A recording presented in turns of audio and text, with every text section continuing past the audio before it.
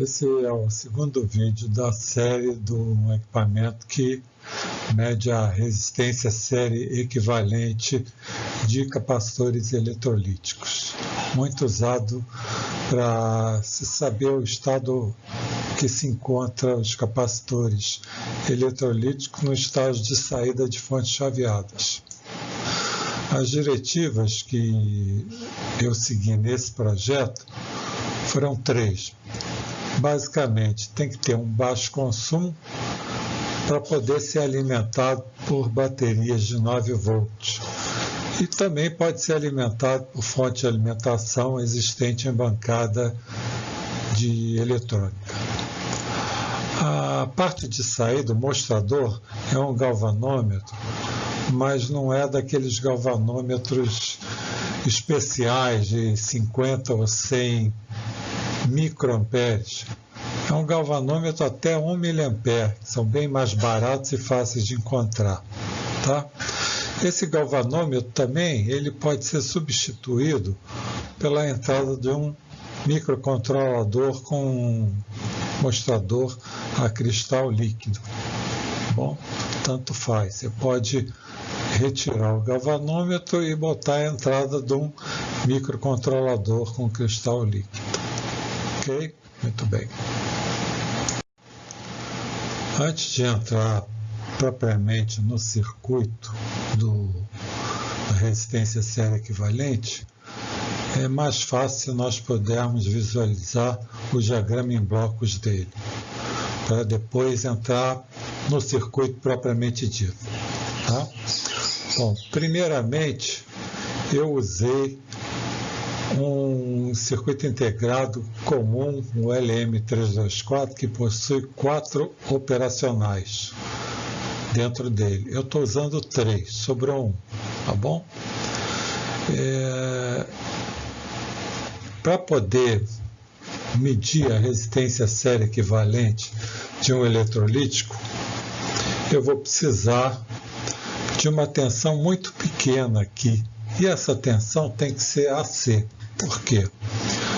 Porque a resistência série equivalente de um eletrolítico em bom estado, ela é muito baixa, na ordem de 1 ohm ou menos, talvez 2. Então, para medir 1 ohm ou menos, eu vou precisar de uma tensão baixa também para que o eletrolítico funcione ainda como eletrolítico. Uma tensão mais alta AC, eu vou estar mascarando as medidas do eletrolítico, porque o eletrolítico tem polaridade. E eu preciso de AC, porque eu vou medir a resistência série equivalente. E junto com ela, em série, tem a reatância capacitiva. Então, se eu usar uma frequência de um oscilador tão alta a ponto da reatância capacitiva ser muito menor do que a resistência série equivalente, o que eu vou obter aqui é uma função quase que exclusivamente da resistência série equivalente, porque para todos os efeitos a capacitância aqui vai apresentar um curto-circuito e a reatância capacitiva vai ser nula em comparação com a resistência baixa que eu tenho que medir aqui.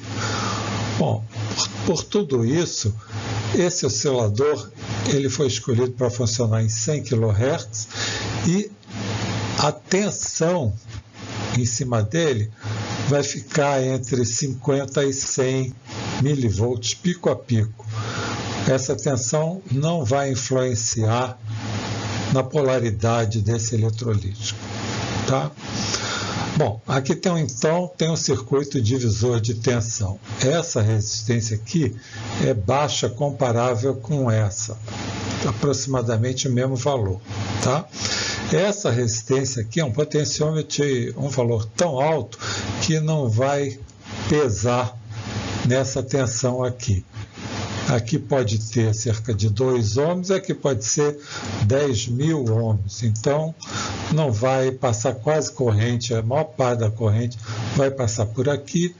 Então, essa tensão vai ser exclusivamente em função desse divisor de tensão aqui e aqui.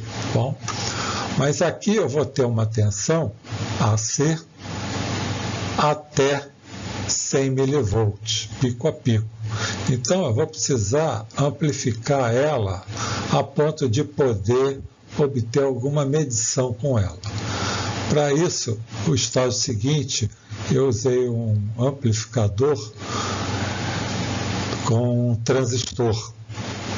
Por que transistor e não usar o quarto operacional do circuito integrado LM324?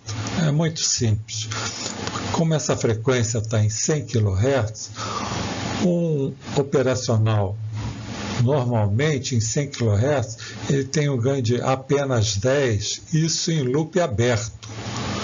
Acontece que nenhum operacional, quando usado como ganho de tensão, usa loop aberto, é sempre usado uma realimentação negativa. E com isso, o ganho da realimentação negativa é normalmente 10 vezes menor do que o ganho de open loop.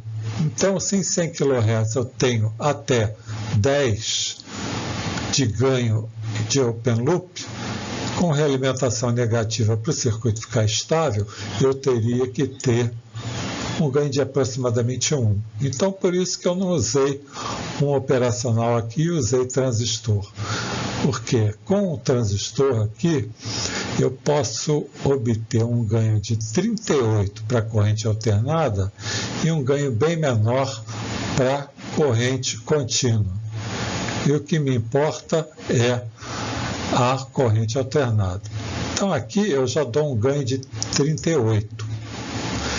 Então aqui eu vou ter uma onda quadrada com ganho de 38 em relação a esse daqui. Aí o circuito seguinte é um detetor e dobrador de tensão. Então não é simplesmente um diodo e um capacitor. São dois diodos e dois capacitores que pega a tensão alternada aqui, retifica, dobra e retifica. Então aqui eu já tenho o dobro da tensão e uma tensão DC. Bom, se aqui é uma tensão DC, nada melhor do que um operacional para amplificar ela.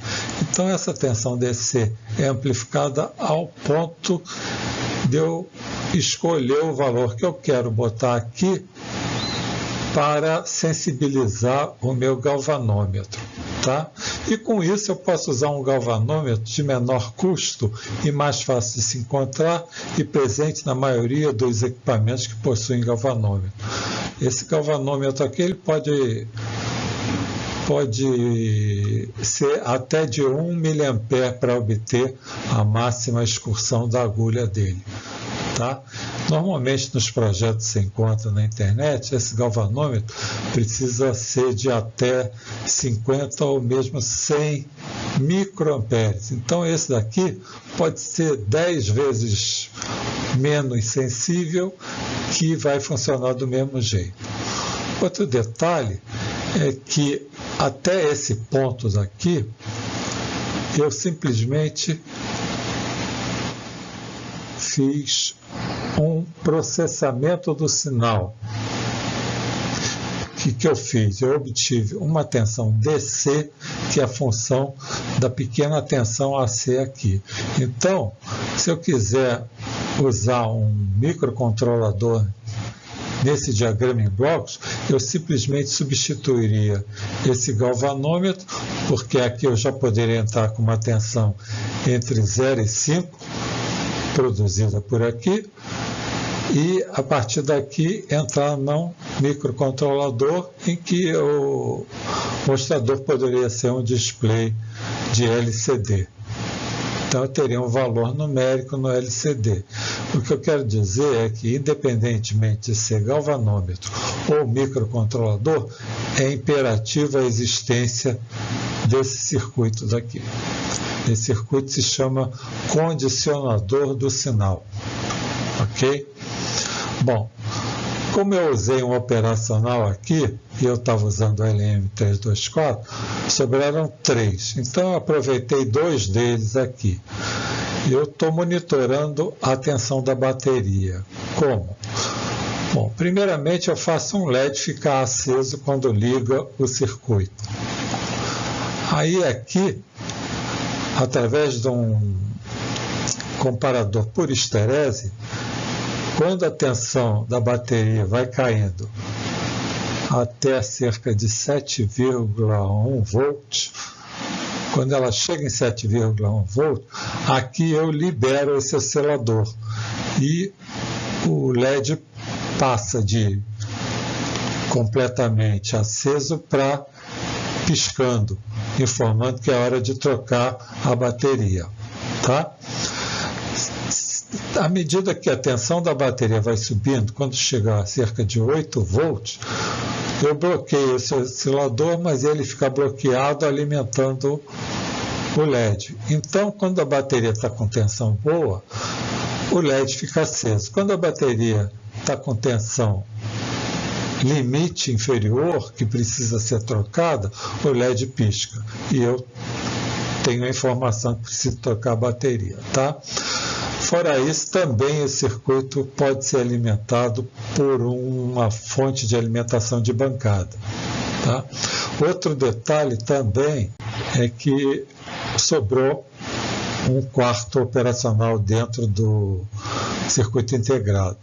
Então, a saída dele tem que ficar estabilizada, porque senão, se eu não fizer nada com a entrada, a saída dele pode oscilar e pode aumentar o consumo.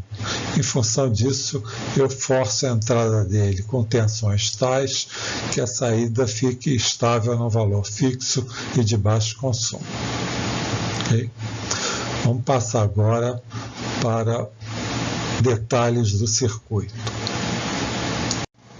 Agora eu vou apresentar o circuito do aparelho resistência zero equivalente, tá?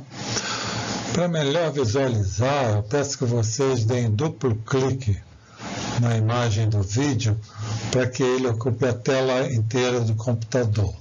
Quando vocês decidirem voltar ao estado inicial, deem duplo clique novamente. Assim a gente vai poder ver com mais facilidade detalhes do circuito. O circuito é esse daqui. Eu vou ampliar mais para ficar mais fácil ainda de observar. Aqui é o circuito oscilador. Ele oscila em 100 kHz e é composto pelo integrado 74HC14. A parte do oscilador é essa daqui. Aqui o sinal é invertido por 2 portas para ter maior capacidade de corrente, apesar de não haver necessidade. Simplesmente aproveitei as entradas aqui, as portas, né? E aqui tem um inversor antes de entrar em 2 portas semelhantes à de cima. Então, aqui eu tenho a fase A e aqui eu tenho a fase A barrado. Com isso eu consigo uma tensão diferencial do dobro da tensão de alimentação. Tá? Então eu vou ter uma tensão diferencial com 10 volts pico a pico. Tá? E baixa corrente. Esses 2 pontos de sinal aqui vão ser aplicados aqui, num transformador. A finalidade desse transformador é eu baixar de 10 volts pico a pico aqui para apenas cerca de 80 milivolts pico a pico aqui. Com isso, eu consigo transferir praticamente a mesma potência daqui para cá, porém, como a tensão diminui aqui, a corrente aqui é bem superior e vou poder alimentar a minha carga, que é composta pela resistência zero equivalente do capacitor eletrolítico e o resistor de carga em série. Com isso, eu vou poder aplicar alta corrente aqui, cerca de 100 mA, enquanto que aqui o oscilador vai me fornecer bem menos, cerca de 1 a 2 mA. A finalidade desse capacitor aqui é que, caso haja alguma diferença da relação T-on para T-off, tempo em que o nível de tensão fica 1 e o nível de tensão fica 0, caso tenha alguma diferença além de 50%, esse capacitor vai impedir de ocorrer uma tensão DC aqui e uma corrente DC por consequência aqui. Com isso, vai evitar de levar esse transformador à saturação. Tá? A finalidade desses dois diodos aqui é que, caso o eletrolítico a ser colocado aqui possua uma tensão DC, essa tensão DC não vai dar problema com o circuito a seguir e os diodos vão limitar essa tensão em 0,6 volts. Qualquer diodo serve aqui e eu usei um N4007, tá? A resistência de carga de 2,2 ohms foi escolhida para eu ter uma faixa mais apropriada no meu galvanômetro, tá? E aqui eu boto um potenciômetro em paralelo com a carga, que eu vou poder nivelar o nível de tensão DC aplicado aqui. Aqui eu tenho o nível de tensão AC em 100 kHz, tá? Eu poderia, a partir daqui, não usar um transistor, mas usar mais elementos desse operacional. Aqui tem um LM324, que eu uso 3 deles, o quarto eu não tenho utilidade, então eu simplesmente forço ele ir para um nível de tensão que o nível de tensão negativa é superior, então vai ficar em 0 aqui, paradinho, tá? Mas por que eu usei um transistor NPN e não usei um operacional? Porque em 100 kHz, o operacional em open loop, em loop aberto, que não é o modo de funcionamento normal de um operacional, vou ter um ganho de cerca de 10 ou menos. Então, eu usando um transistor, a frequência de corte superior dele é bem superior à frequência de corte dos operacionais. Então, com isso, eu posso dar um ganho aqui de cerca de 38, tá? Um ganho AC em 100 kHz. Um ganho DC, ele cai um pouco porque essa resistência de emissor daqui é maior do que essa para níveis de sinal AC. E com isso o ganho de coletor é maior para AC do que para DC. Depois eu bloqueio o nível DC e deixo passar somente um nível AC aqui no meu circuito retificador e dobrador de tensão. Eu usei diodos de germânio, no caso aqui um N34, mas poderiam ser qualquer um de germânio, porque ele tem maior linearidade para pequenos sinais gerados aqui ou para valores maiores de resistência séria equivalente. Tá? E com isso, o meu circuito tem mais linearidade. Eu vou mostrar a diferença entre colocar diodos de germânio aqui e colocar diodos de silício aqui. Tá? Aqui nós temos um gráfico do comportamento do circuito de retificação e filtragem do circuito resistência série equivalente, tá?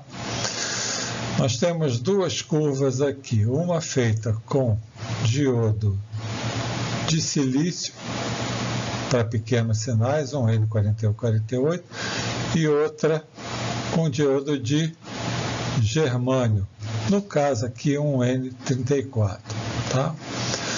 A gente pode observar que com diodo de germânio essa função é muito mais reta, muito mais perfeita do que essa daqui com diodo de silício. Outro fator muito importante é que o diodo de germânio começa a retificar a partir dessa tensão aqui, que tem 0,2, 0,1, 0,05, 0,025, ou a partir de 25 milivolts, pico a pico. Ele já começa a ter uma tensão DC. Enquanto que diodo de silício, ele começa a ter uma tensão DC a partir de 300 milivolts. Então, um diodo de germânio funciona com uma tensão 10 vezes menor do que um diodo de silício, aproximadamente, tá? Então foi por isso que eu usei diodo de germânio aqui.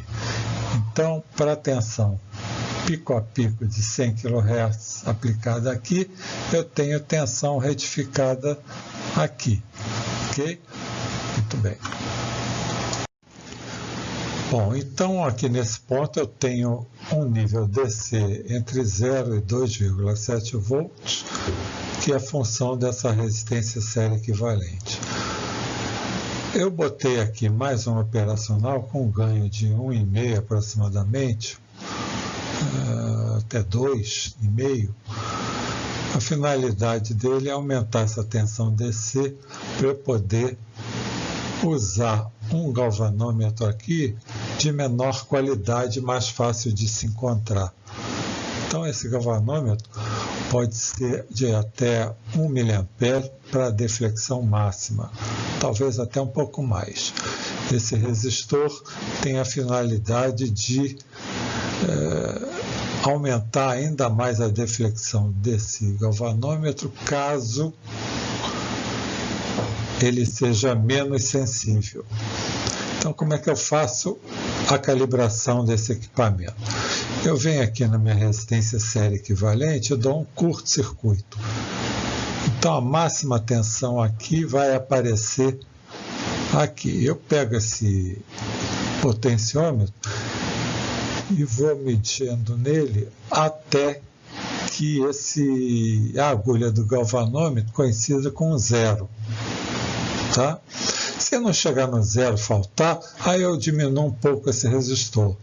Mas, em princípio, esse resistor daqui é suficiente para eu poder zerar aqui a minha resistência série equivalente e ajustar o meu potenciômetro para uma deflexão máxima aqui no meu galvanômetro. Tá? Antes de tudo, o que eu fiz? Eu peguei o meu galvanômetro e fui colocando valores conhecidos de resistência série equivalente aqui. 0,1, 0,5, 0,2, 1, 1,5, e fui anotando os pontos em que a ponta da agulha do galvanômetro apresentava. E depois eu consegui calibrar o meu galvanômetro com esse procedimento. Bom, aqui tem o circuito que alimenta o LED ao ligar o aparelho. Esse circuito é constituído de um estágio oscilador e um estágio comparador por histerese. A entrada dele é a tensão da bateria E, que é essa tensão aqui, antes de entrar no regulador de tensão, em que eu faço com que quando essa tensão da bateria for caindo e chegar em 7,1 volts, que é a tensão limite aqui para ele começar a funcionar, essa tensão comuta e libera o oscilador. Então meu LED passa de ficar ligado continuamente para ficar ligado em modo pulsante, numa frequência de cerca de 1 Hz. Tá? Quando a tensão começa a subir, ou eu boto uma bateria nova, mas quando a tensão ultrapassa 8 volts, esse comparador por esterese bloqueia esse oscilador, mas bloqueia de modo que aqui fique em zero, alimentando o LED. Então, em outras palavras, quando o LED piscar, está na hora de trocar a bateria. E quando o LED ficar ligado continuamente, é que a bateria está boa. Tá? Esse quarto e último operacional do circuito integrado LM324, eu forcei com que a saída dele ficasse estável, para não oscilar e com isso não aumentar o consumo.